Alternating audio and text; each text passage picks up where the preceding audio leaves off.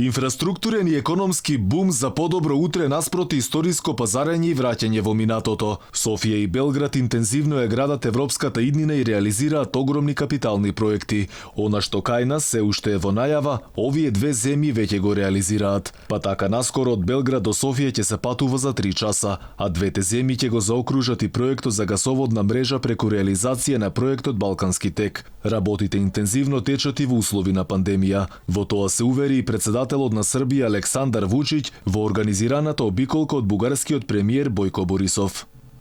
Бевме во обиколка на двата важни проекти. Завршувањето на автопатот меѓу границите на двете земји Србија и Бугарија е од големо значење. Потоа ќе се вози од Белград до Софија за 3 часа.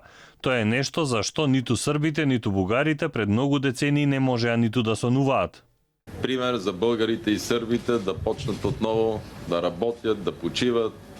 Дојде време кога повторно сите заедно ќе се веселиме, ќе се дружиме и ќе прославуваме, и тоа во име на овие големи крупни проекти. И во таа смисла барем за момент да заборавиме на COVID-19. Мора многу брзо сите да се вратиме во нормала. На работа на трасите не застанавме ниту момент. Цело време интензивно се работеше и тоа за доброто на сите граѓани.